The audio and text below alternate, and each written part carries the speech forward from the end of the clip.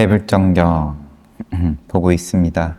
열반부 들어와가지고 7가지 번창하는 공덕,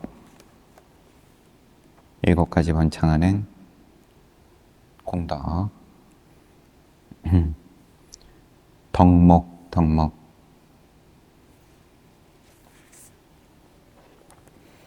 함께 살펴봤고, 개정해에 대한 교시, 나자가시의 기짜쿠타 언덕에 머무는 동안 부처님의 열반은 점점 가까워졌다. 주석이 있어서 부처님은 그로부터 1년 3개월 후에 열반이 든다. 그럼 이 시점은 굉장히 명확한 지금 시점이에요.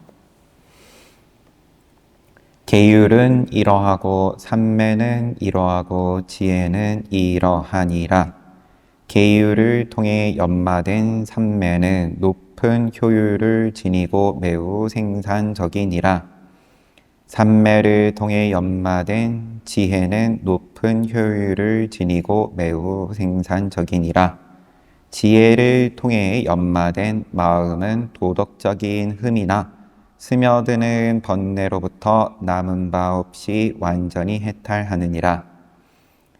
개정해인데,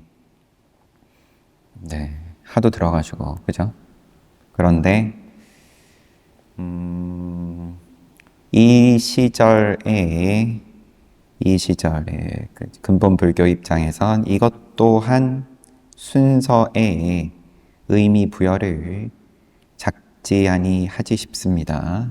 계율, 그 다음에 삼매, 그 다음에 지혜. 우리가 지금 하는 것과는 좀 차이가 있는 소리일 수는 있지만 모두에게 통하는 방식이어야 하다 보니까, 그러면 우선 계율을 잘 지키고 또 계율을 지킴으로써 마음이 들뜨던 것이 좀 가라앉고, 그러면은 또 삼매를 이루고 그 힘을 바탕으로 지혜에 이른다. 생산적이다. 그리고 그 지혜를 통해서 뭐하냐? 지혜가 끝이 아니라 도덕적 흠이나 스며드는 번뇌로부터 해탈한다. 곧 감각적 욕구의 번뇌, 존재를 지속하려는 갈망의 번뇌, 사성제에 대한 무지의 번뇌에서 완전히 해탈한다. 이런 교시를 하셨다. 기짜쿠타 언덕에 머무는 동안 이런 말씀, 비구들 가르칠 때면 언제나 이런 주제로 거듭 설했다. 언제 어디서 한번 설하고 마신 게 아니라 이제 마지막 즈음에 이르르셔가지고는 개정해를 강조하셨다. 암발라티카 유원에서 부처님은 라자가시에 마음껏 머물고 난 뒤 아난다 존자에게 말했다. 아난다여, 이제 암발라티카 유원으로 갈 때이다. 그러자 아난다는 비구들에게 알렸다. 벗들이여, 그대들의 바로 그릇과 큰 법복을 준비하시오.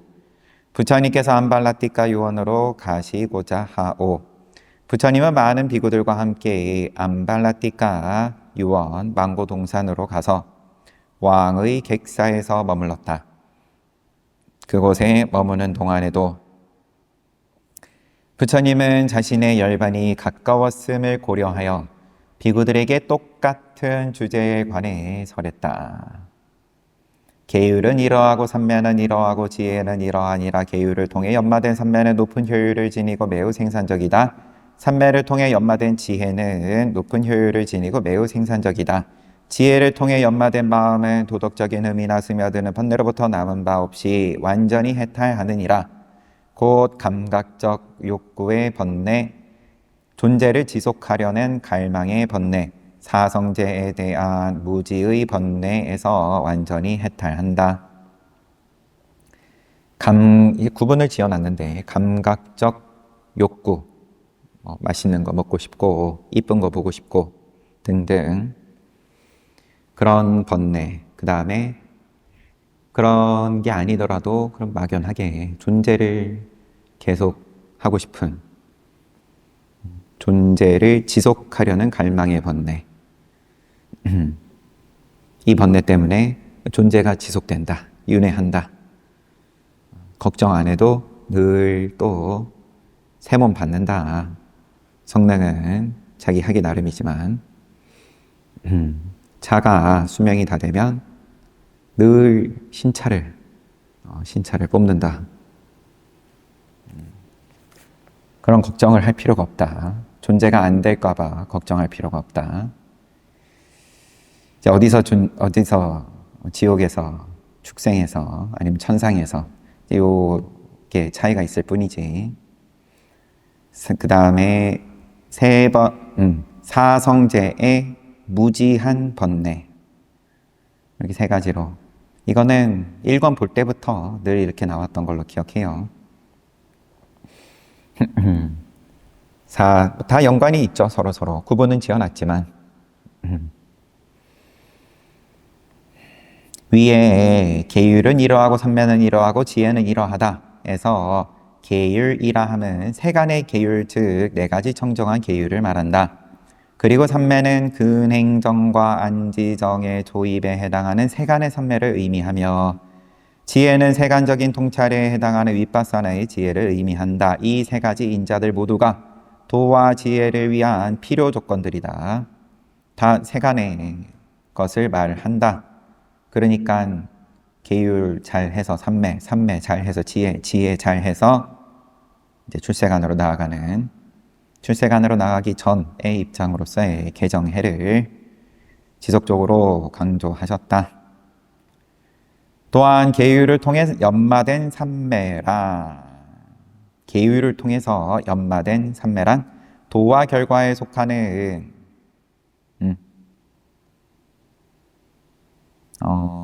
그러면 조금 정정을 할게요. 방금 한 말에서 계율을 통해 연마된 삼매란 도와 결과에 속하는 출세간의 삼매, 곧 도의 삼매와 결과의 삼매를 의미한다. 그러니까 부처님께서 말씀을 다시 한번 보면 계율은 이러하고 삼매는 이러하며 지혜는 이러하다. 여기서 한번 끄는 거예요. 이거는 세간의 계율이고 삼매고 지혜고, 그 다음에 계율을 통해서 연마된 삼매, 요거는 이제 출세간의 삼매다.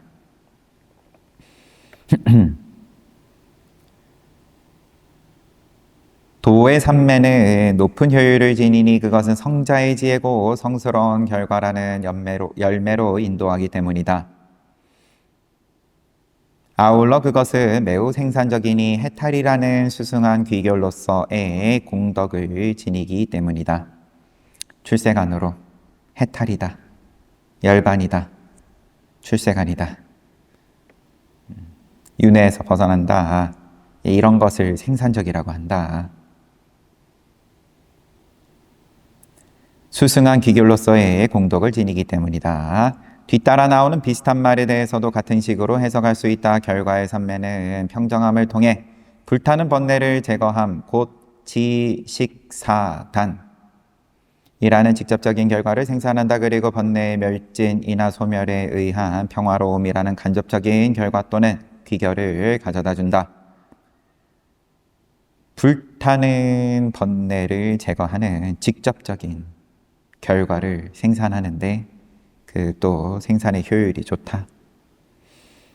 삼매를 통해 연마된 지혜는 이제 또 지혜로 넘어가는데, 그러니까 불타는 번뇌를 제거하는 데 있어서 그러면은 출세간의 삼매가 효율이 좋다. 세간의 삼매도 안 되는 건 아니지만 자꾸 왔다 갔다 하는 거고, 그러면 번뇌가 없어진 것 같다가도 또 일어나고, 그런데 결과를 확실하게 보려고 그러면 번뇌 한번 없애고 더 이상 일어나지 않기를 바라면 이제 출세간의 입장으로서 삼매를 얻어야 된다. 삼매를 통해 연마된 지혜는 출세간의 지혜를 의미하고 선정과 상응하는 지혜를 의미한다. 그리고 여기서 언급된 마음은 도의 결과로서의 출세간적 의식을 뜻한다. 도의 의식은 번뇌를 완전히 뽑아내니 이것이 멸진을 통한 제거, 곧 근절사단, 뿌리까지 다 싹 다 잘라버린다. 그리고 결과의 의식은 도덕적 오점으로부터 완전히 해탈하게 하니 이것이 평정함을 통한 제거, 곧 지식사단이다. 사리푸타의 사자후. 부처님은 암발라티카 유원에서 마음껏 머물고 난 뒤 아난다 존자에게 말했다. 아난다여, 이제 날란다 시읍으로 갈 때이다. 날란다 시로 가자. 그러자 아난다 존자는 비구들을 불러 부처님의 계획을 알렸다. 부처님은 많은 비구들과 함께 날란다 시로 나아가 파와리카 장자의 망고 동산에 머물렀다. 그때 사리푸타 존자가 부처님에게 다가와 공손히 절한 뒤 이렇게 말했다. 부처님, 저는 확신합니다. 완전한 깨달음에 있어서 부처님을 능가한 사문 바라문은 과거에도 존재하지 않았고 지금도 존재하지 않으며 앞으로도 존재하지 않을 것이라고 확신합니다.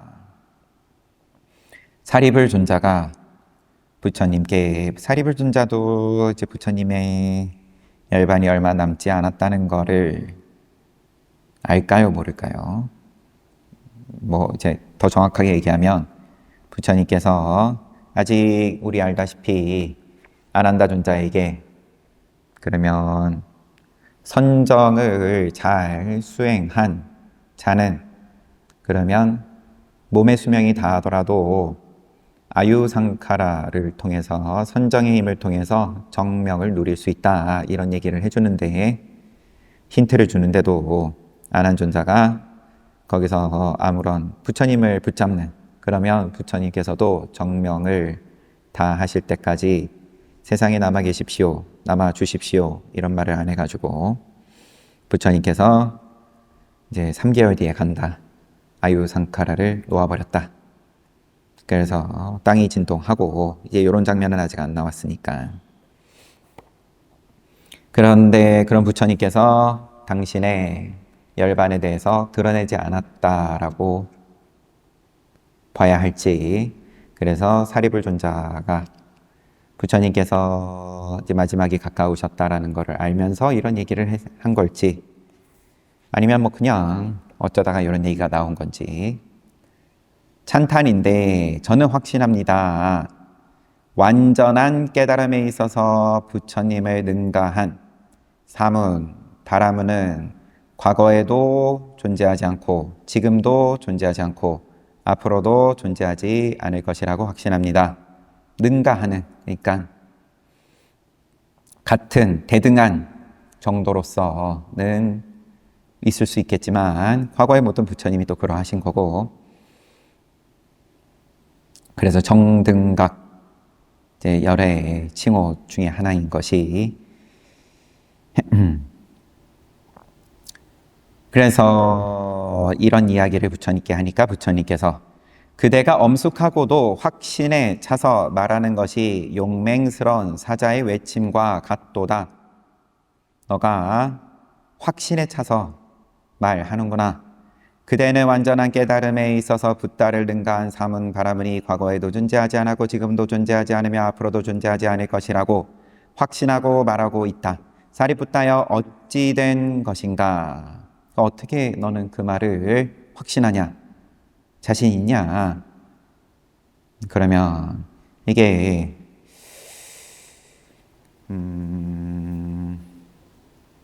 이런 말을 사실 찬탄하면서 이런 말이 없진 않았던 것 같기도 하지만, 그런데 참 부처님 희유하십니다.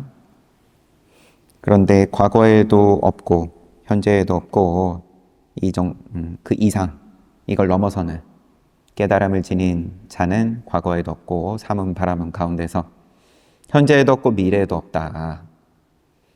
그러면 확신에 차서 이야기를 하는데, 그러면 부처님의 안목에 대해서 내가 안다, 이런 게 전제가 된 말일 수 있는데, 그러니까 부처님께서도 이제 질문을 이어서 하시는 거죠.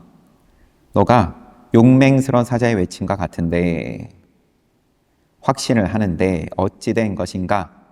그대의 마음으로 과거의 열애, 응공, 정등각자들의 마음을 파악하여, 그러면 과거의 모든 부처님들에 대해서 너가 파악해가지고 그렇게 알게 된 것인가? 다 그럼 점수 매겼냐?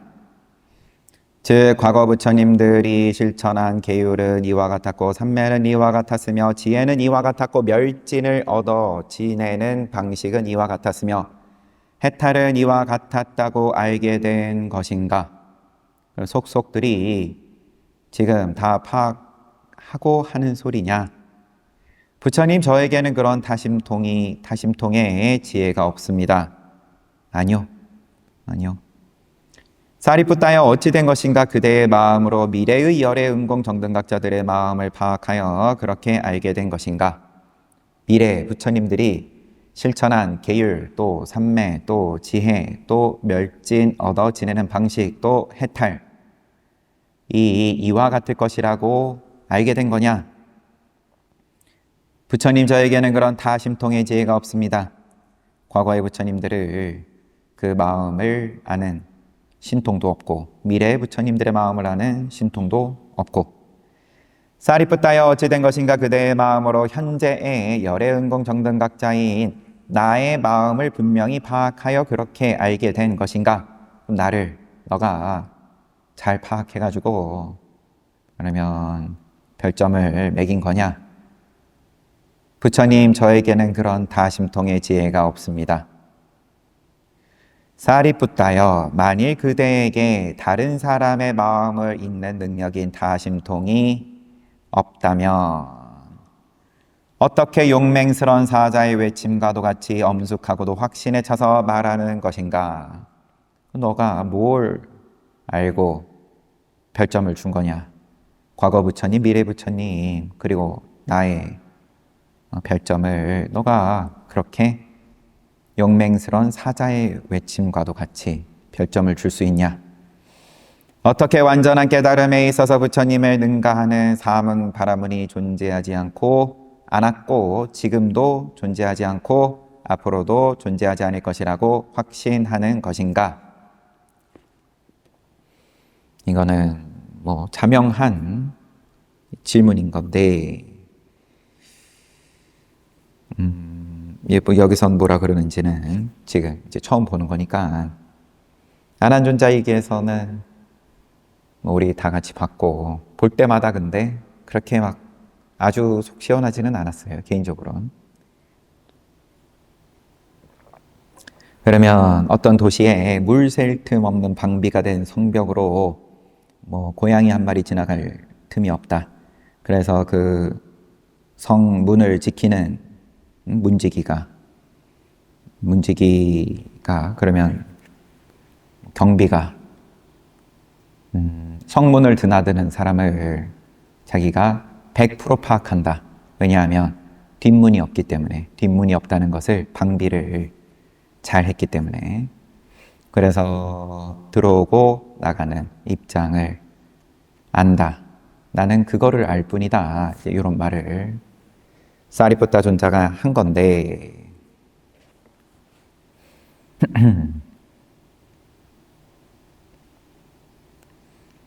보겠습니다. 부처님, 저에게는 과거, 미래, 현재의 열애, 응공, 정등각자의 마음을 분명히 알 수 있을 정도로 다른 사람의 마음을 읽는 다심통은 없습니다. 그러나 개인적 경험의 유추에 의한 지혜인 법 유추지를 지니고 있습니다. 논리적으로 이야기를 하는 거예요. 나의 경험으로 봤을 때 이제 그렇게 확신할 수 있다. 이에 저는 다음과 같은 예를 들고자 합니다. 어느 변방에 한 시읍에 튼튼한 성벽이 있는데 그 성벽에는 활 모양의 출입구가 단 하나 있습니다. 그곳의 수문장은 매우 슬기롭고 신중하여 이상한 사람의 출입은 막고 자신이 이미 알고 있는 사람에게만 출입을 허용합니다. 그는 시읍의 성벽을 따라 순찰하면서 부서진 곳도 없고 구멍도 없어 고양이 한 마리 지나갈 수 없음을 봅니다. 그러면서 그는 다음과 같은 바른 결론에 도달하게 됩니다. 큰 덩치를 가진 모든 중생들이 이 도시를 출입하려면 오직 이 문을 통과하는 수밖에 없다. 그러면 완전하게 내 손아귀에 있다. 마찬가지입니다. 저는 개인적 경험의 유추에 의한 지혜인 법 유추지를 지니고 있습니다. 그것을 통해 저는 다음과 같은 결론을 얻게 되었습니다. 과거에 출연하셨던 모든 열애은공 정등각자들은 마음을 오염시키고 지혜를 약하게 하는 5 덮개를 버렸고 사념처에 마음이 확립되었으며 올바르게 7각지를 연마하여 보장과 더 이상 없는 위없는 바르고 원만한 안욕따라 삼약삼불이에요. 위없는 바르고 원만한 깨달음을 성취하셨다.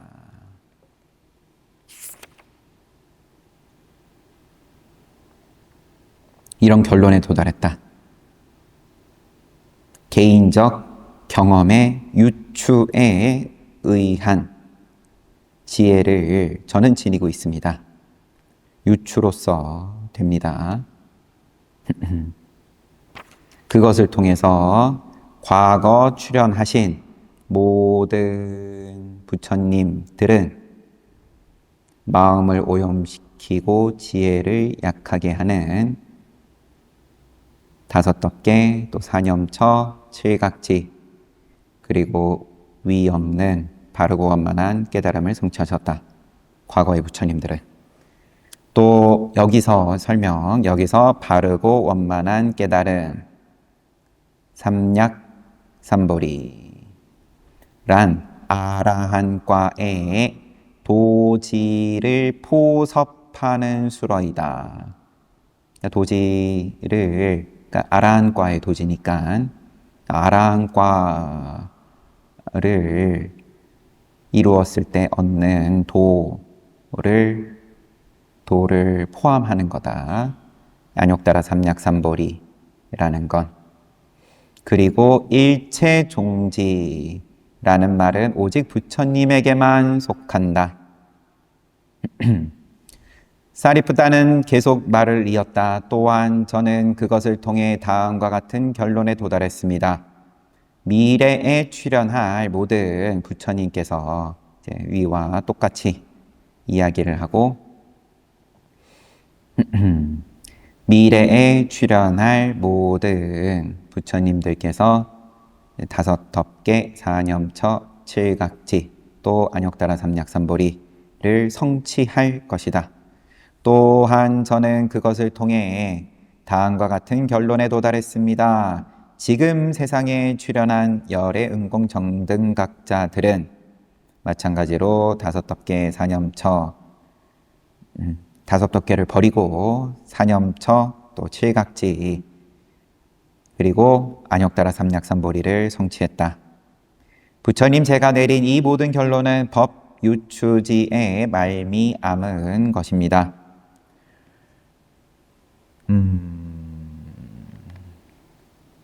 역시나 그러면은 자기 개인의 경험으로서 이러한 결론을 유추했다라는 거니까, 그럼 그 여태까지 살아오면서인 건데, 경험이 뭐 한두 경험만 가지고 그렇다라는 말은 정황상 당연히 아닐 테고, 부처님을 모시고 가르침을 받으면서 여태까지 살아오면서 봤을 때의 경험으로서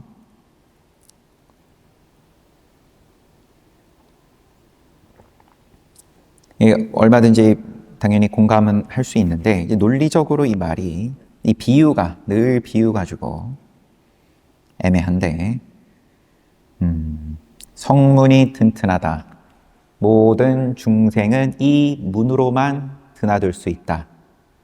그러니까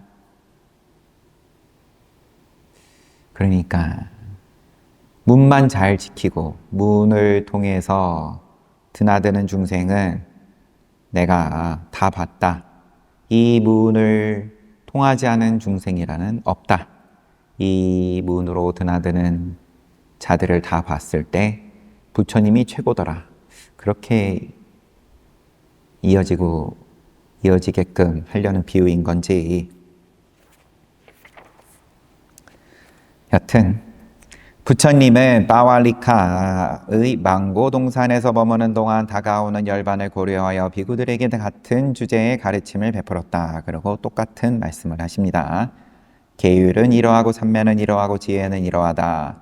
계율을 통해서 연마된 삼매는 높은 효율 그리고 생산적, 삼매를 통해 연마된 지혜는 높은 효율을 지닌 생산적, 지혜를 통해 연마된 마음은 도덕적 흠, 또 스며드는 번뇌로부터 남은 바 없이 완전히 해탈한다.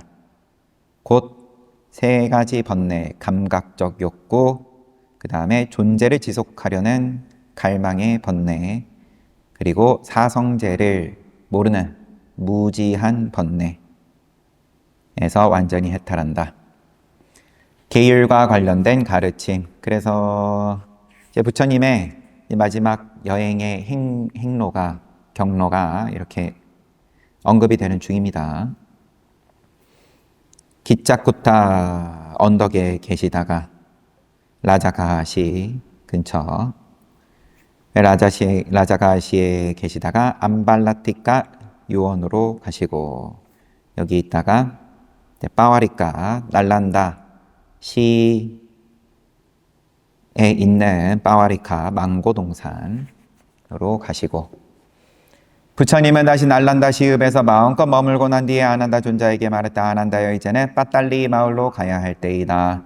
그러자 아난다 존자는 비구들을 불러 부처님의 계획을 알렸다. 부처님은 많은 비구들과 함께 빠딸리 마을에 도착했다. 그러자 마을의 제가신자들이 매우 기뻐했다. 왜냐하면 부처님에게 방문을 요청하지도 않았는데 부처님을 뵙는 큰 행운을 누리게 되었기 때문이다. 마침 그 마을에서는 막 객사가 건축되었다. 그런데 그 객사에서 첫 번째로 부처님을 맞을 수 있다니 이 얼마나 행운인가. 빠딸리 마을에 부처님께서 예고 없이 가셨다. 그리고 때마침 거기에 객사가 건축되었다. 처음으로 모시는 영광을 누릴 수 있게 되었다. 마을 사람들이 의논했다. 부처님께 이 객사를 받아달라고 청해야겠다. 그런 후 그에 대한 감사의 말씀을 들으면 좋을 것이다. 이 객사를 이제 승원으로 시주하자. 그래서 마을 사람들은 부처님에게 다가가 절하고 적당한 자리에 앉은 뒤에 말했다. 부처님께서는 이곳에 머무시는 동안 저희들이 새로 지은 객사를 받아 주십시오. 부처님은 침묵으로 동의했음을 알렸다. 부처님이 동의하자 사람들은 자리에서 일어나 부처님에게 절한 후 객사로 향했다. 객사에 도착한 그들은 바닥에 덮개를 씌우고 개별 좌석을 정돈한 후 큰 항아리에 물을 채우고 등불을 밝혔다. 이처럼 부처님을 맞이할 준비를 마친 마을 사람들은 부처님에게 돌아와 절하고 난 한쪽에 선 채 말했다. 부처님, 객사 바닥에 덮개를 씌우고 개별 좌석을 정돈한 후 큰 항아리에 물을 채우고 등불을 밝혔습니다. 괜찮으시다면 그곳으로 모시고 싶습니다. 빠딸리는 변방이었기 때문에 리차위족과 마가다국의 관리들은 그곳에 자주 들러 머물렀다. 그러면 지금 라자가에서 아마도 북쪽으로 계속 가시는 중인데, 그래서 국경 근처까지 갔다. 국경을 리차위족들하고 외살리하고 맞닿고 있는 거겠죠. 그래서 양쪽의 관리들이 자주 들렀는데 이에 관리들이 머물 곳이 필요했기 때문에 빠딸리 사람들은 마을 한가운데 객사를 지은 것이었다. 밧달리 사람들은 관리들이 방문했을 때 사용할 객사를 마치 보배를 보관하는 견고한 방처럼 만들었다. 그러면 호텔을 잘 지었다. 처음에는 마을 사람들은 부처님이 숲속에서 머무는 것을 더 좋아한다고 생각했기 때문에 부처님을 그곳에 모실 준비를 하지 않았다. 그래서 부처님의 의향을 물어보았다. 그러나 부처님이 그곳에 묵겠다고 하자 사람들은 부처님이 머물 수 있도록 모든 것을 준비했던 것이다. 위의 장면이 이렇다. 저녁이 되자 부처님은 법복을 정돈하고 바로와 대의를 든 후 비구들과 함께 객사로 갔다. 객사에 도착해서는 발을 씻고 안으로 들어가 가운데의 기둥에 기대고 동쪽을 향한 채 앉았다. 늘 그러하시듯 비구들 또한 발을 씻고 객사로 들어가 부처님을 앞에 모신 채 서쪽 벽을 기대고 앉았다. 마을의 제가 신자들 또한 발을 씻고 객사로 들어가 부처님을 앞에 모신 채 동쪽 벽을 기대고 앉았다. 부처님은 지금 비구들을 바라보고 있는 거죠. 그러니까 부처님 뒤로 제가자들이 앉은 거고 기둥이 가운데 있다고 봤을 때 가운데 기둥이라고 돼 있네요. 동쪽을 향해서 앉았다. 죄송합니다. 거꾸로예요. 동쪽을 향해서 앉은 거니까 제가자들이 동쪽 벽에 기대서 부처님을 바라보고 앉은 거고 그 다음에 비구들이 부처님 뒤에 부처님하고 같은 방향, 부처님 등을 보면서 앉은 거고요. 그러나 부처님은 계율을 지키지 않은 사람에게 떨어지는 5가지 불이익에 대해서 가르쳤다. 거사들이여, 이제 제가자들 마주보고 있으니까 거사들이여, 계율을 지키지 않은 비도덕적인 사람에게는 5가지 불이익이 있다. 그 5가지란 무엇인가? 계율을 지키지 않는 비도덕적인 사람은 부주의함 때문에 재산상 큰 손실을 입느니라. 가난해진다. 이것이 계율을 지키지 않는 비도덕적인 사람에게 떨어지는 첫 번째 불이익이니라. 계율을 지키지 않는 비도덕적인 사람은 악명이 멀고도 멀리 퍼져 나가느니라. 이것이 계율을 지키지 않는 비도덕적인 사람에게 떨어지는 두 번째 불이익이다. 부도 잃고 명예도 잃고 계율을 지키지 않는 비도덕적인 사람은 사회의 어떤 모임에 있더라도 자신 없어 보이고 불편해 보이느니라. 왕족의 모임, 사문의 모임, 바라문의 모임, 장자의 모임 등 어떤 모임 가운데 있더라도 자신 없어 보이고 불편해 보이느니라. 이것이 세 번째 불이익. 계율을 지키지 않는 비도덕적인 사람은 죽을 때 우둔한 상태로 죽느니라. 쌈물하 발음이 맞는지 우둔한 상태. 이것이 계율을 지키지 않는 사람에게 떨어지는 네 번째 불이익이다. 계율을 지키지 않는 비도덕적인 사람은 몸이 부서져 죽은 뒤 지옥의 악취에 떨어지도록 정해져 있다. 이것이 5번째 불이익이다. 거사들이여, 계율을 지키지 않는 비도덕적인 사람에게 이러한 5가지 불이익이 떨어지느니라. 그리고 이어서 계율을 지키는 사람에게 생기는 5가지 이익을 설했다. 다 반대로 주의력을 갖추었기 때문에 재산상의 큰 이익을 얻느니라. 부자 된다. 명성이 멀고도 멀리 퍼져 나가느니라. 명예가 높아진다. 사회의 어떤 모임 가운데 있더라도 고개를 들 수 있으며 다른 이의 얼굴을 바로 쳐다볼 수 있다. 왕족 모임, 사문 모임, 바라문 모임, 장자의 모임, 어떤 모임에 있더라도 고개를 들 수 있다. 다른 사람의 얼굴을 바로 쳐다볼 수 있다. 네 번째는 죽을 때 우둔하지 않게 아는 채 죽는다. 5번째는 몸이 부서져 죽은 뒤 천신의 선취에 재생하도록 정해져 있다. 이러한 5가지 이익이 있다. 계율 잘 지키면 부와 명예와 그 다음에 모임에 갔을 때, 사람 많은 자리에 갔을 때 당당하고, 그 다음에 죽을 때 우둔하지 않다. 그리고 다음 생도 좋다. 천상이다. 이상의 가르침은 제가 신자를 대상으로 한 것이나 비구에게도 적용될 수 있다. 우선 재산상의 손실에 대해서 살펴보면, 제가자의 경우 계율을 지키지 않으면 살생과 같은 악업을 지을 수 있다. 그러면 악업에 빠져 지내게 되면 농사나 장사 같은 일상 생계를 망각한다. 그리하여 큰 손실을 입는다. 더 나쁜 것은 왕이 선언한 법률을 위반할 경우이다.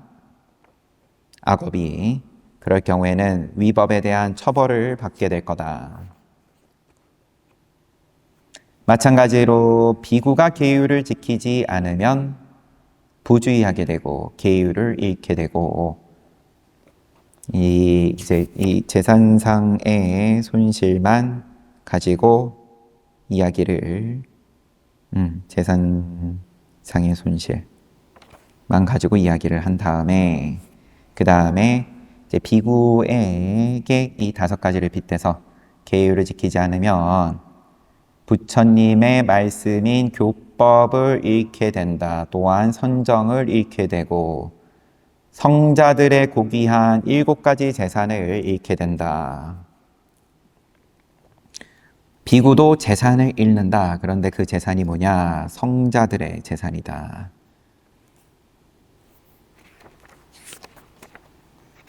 성자들의 고귀한 7가지 재산은 믿음의 재산, 삼보나 업에 대한 믿음, 계율의 재산, 부끄러움의 재산, 악을 저지르는 데 대한 부끄러움, 두려움의 재산, 악을 저지르는 데 대한 두려움, 다문의 재산, 버림의 재산, 보시, 지혜의 재산, 도와 결과의 성취, 이런 걸 다 잃는다.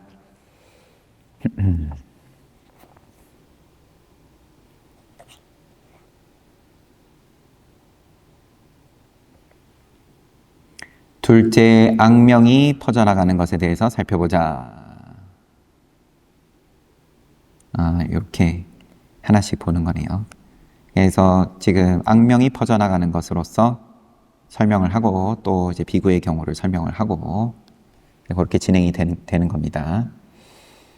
계율을 지키지 않는 사람은 이 생에서 소용없는 자로 간주되며 공동체가 유지되는데, 필요한 부분들을 우리는 규칙으로 정하는 거고, 계율인데 지키지 않는다는 건 공동체가 무너지게끔 한다.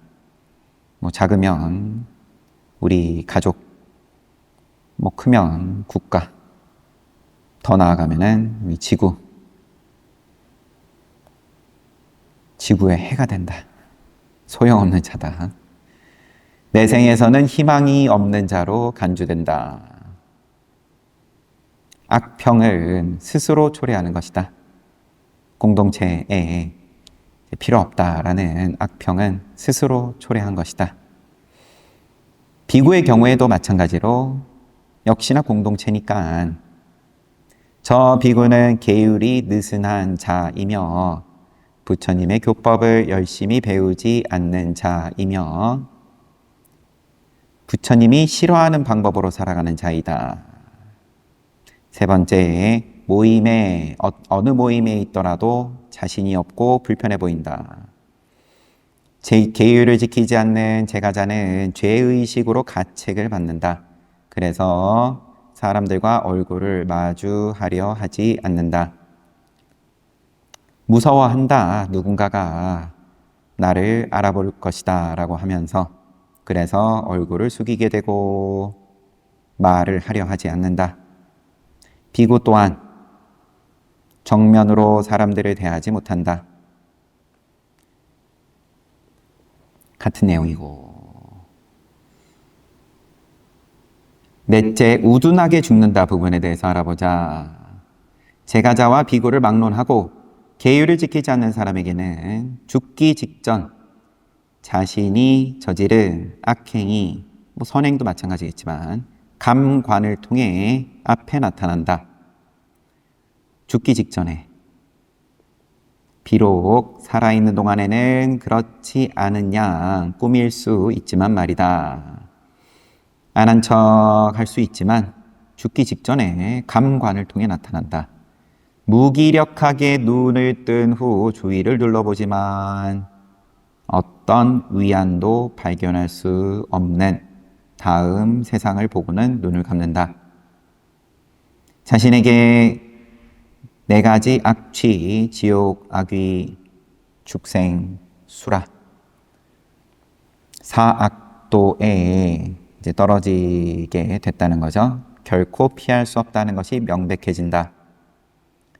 그는 100개의 창이 머리를 찌르는 것처럼 양심의 가책을 느낀다. 이것을 부처님께서 우둔한 상태로 죽는다고 말한 것이다. 다섯 번째는 다음 생이 천상이 난다, 아니면 사악도에 떨어진다. 설명할 필요도 없을 것이다. 한 문장만 해놓으셨어요. 부처님은 이상의 계율에 관한 것 말고도 객사를 보시하는 것에서 비롯되는 행복한 결과 등 여러 가지 주제를 가르쳤다, 칭찬하신 거죠. 그럼으로써 부처님 교법의 공덕에 대해 지적했고 부처님의 가르침을 실천하도록 권했다. 공덕에 대해서 보여줬고 들려줬고 가르침을 실천하도록 권했다. 그런 후 그처럼 실천하는 사람들을 칭찬하며 기쁘게 했다. 밤이 깊어지자 부처님의 거사들이여 밤이 매우 깊었느니라 그대들은 좋을 때 떠나도록 하라. 좋을 때 떠나도록 하라고 말하면서 사람들을 내보냈다. 그러자 빠딸리의 제가신자들은 부처님께 절한 뒤 공손히 물러났다.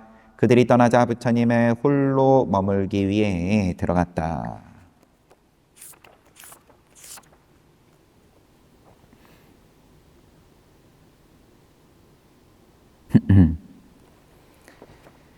이렇게 빠딸리 사람들에게 부처님께서 이제 설법하신 걸 같이 봤습니다. 책은 여기까지 보고 빠딸리 붓다의 건설, 그렇게 이어지는데 그때 마가다국의 최고 대신인 순이다 하고 와사카라 바라문을, 와사카라는 앞에서 봤죠. 외살리를 쳐들어가고 싶다고 의논하려고 찾아왔었던 와사카라 바라문, 여기서 등장하기 때문에 아마 이때는 아직 일부러 쫓겨나는 연출을 통해서 외살리로 잠입해서 왕자들을 서로 이간하는, 3년에 걸쳐서 이간하는 일이 벌어지기 전일 것이다. 이것이 이렇게 본 거죠. 부처님께서 열반에 드실 때까지는 1년밖에 안 남았으니까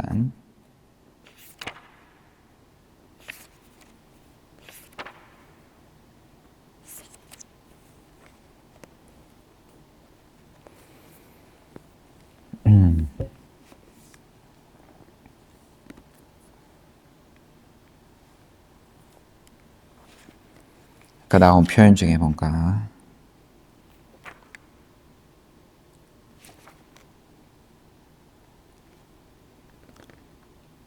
우둔한 상태로 죽는다.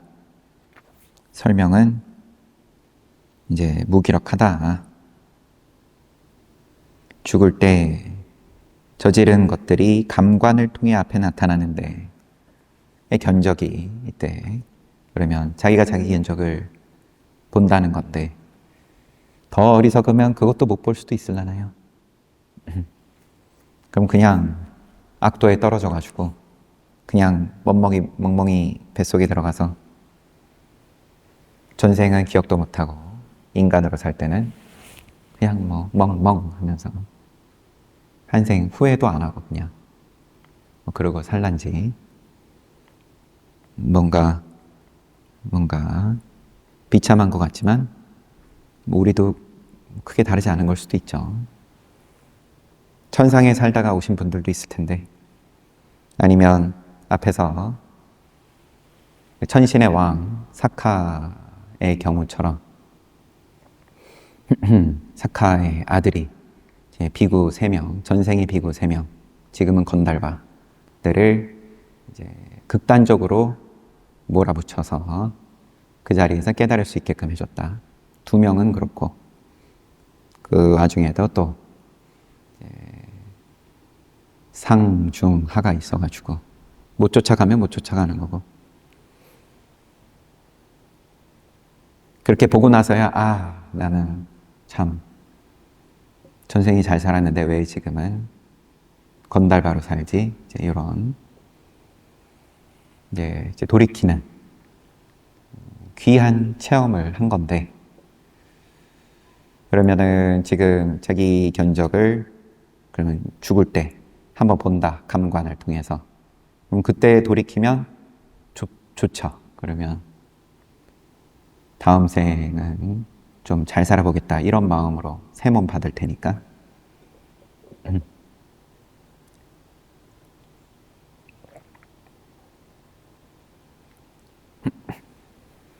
그때라도 그 전에 돌이키면 또 더 좋고.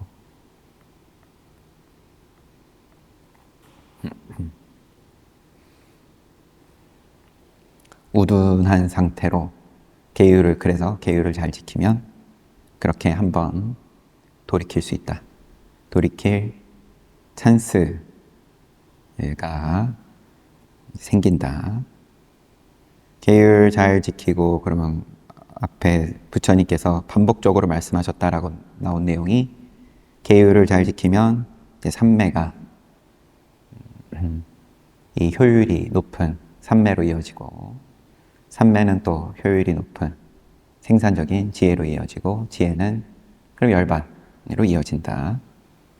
이제 출세관으로 이어진다. 근데 설령 그렇지 못해도 계율을 잘 지키기만 하면, 그러면 죽을 때 한번 찬스 있다. 내가 쓴다, 찬스. 그래서 우둔하지 않은 상태로 죽는다. 그러면은 요 길 따라가면은 멍멍이, 저 길 따라가면 다시 그래도 인간. 요런 찬스가 생긴다. 그렇게 보이네요. 지금 볼 때는.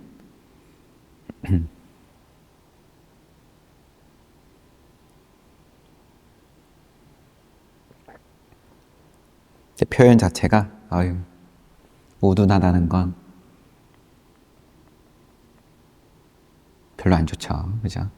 일상에서도 자기의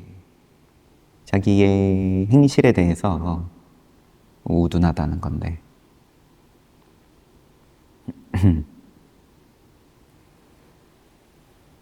정신을 잘 차리고 살아야 흐리멍텅해지면 몰람결에 금방 휩쓸리죠. 웃고 재미나게 지낼 때야 뭐 좋지만, 절에서 똑같이 시간 보내고 가는데 늘 그래요. 지금 어린이들 공부하지만 학생들 한 반쯤 졸면서 공부하고, 그게 제일 안 좋다. 차라리 집에 가서 자라. 그러면은 난 공부 안 했다, 이제 이 마음이라도 있는 건데, 앉아가지고 반쯤 졸아놓으면 기분은 공부한 것 같고, 시험 쳐보면 성적은 안 나오고, 그러면 남 탓하는 거예요. 자기가 안 해놓고는 나는 머리가 안 좋은가 보다. 그건 남의 탓이지. 그게. 쟤는 잘나가지고 잘하나 보다.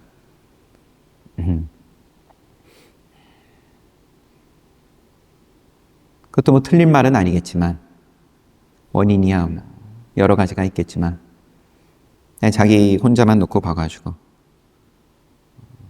어떻게 하냐에 따라서 결과는 공부만큼 인과가 빠른 게 없는데, 사실상. 그죠? 물론 내가 잘할 수도 있고 못할 수도 있고, 잘하는 과목이 있고 못하는 과목이 있고 한데,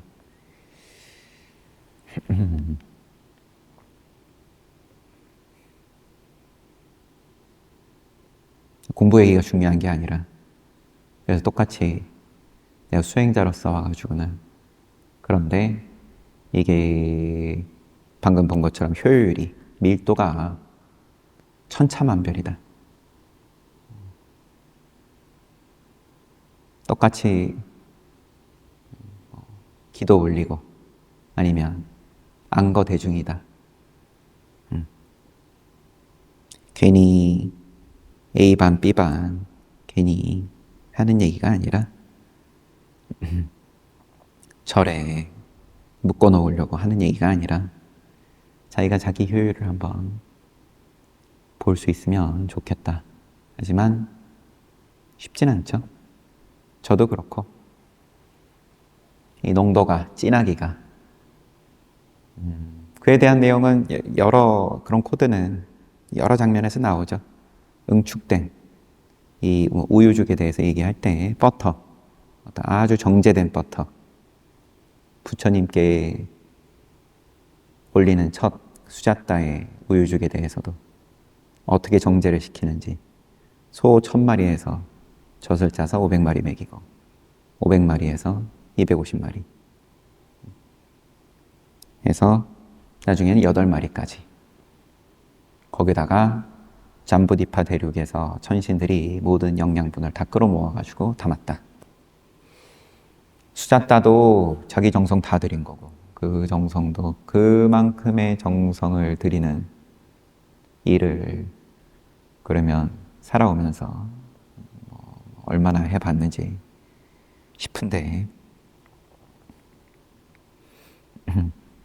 그러면 일주일이라도 한번 해봐라 하면서 이제 그렇게 프로그램을 만들어가지고 동참을 해보기도 하지만 또 그 안에서도 천차만별이고,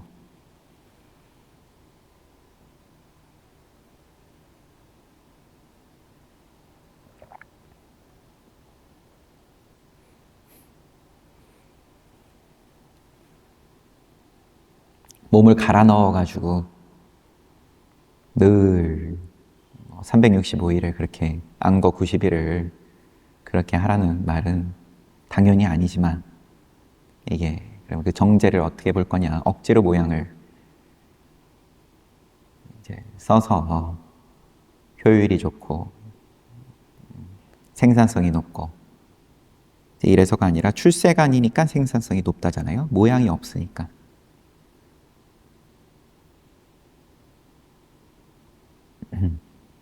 뭐 얘기하다 보니까 시간이 지나가 버렸어요. 오늘도 잘 봤습니다. 쉬었다가 정진하겠습니다.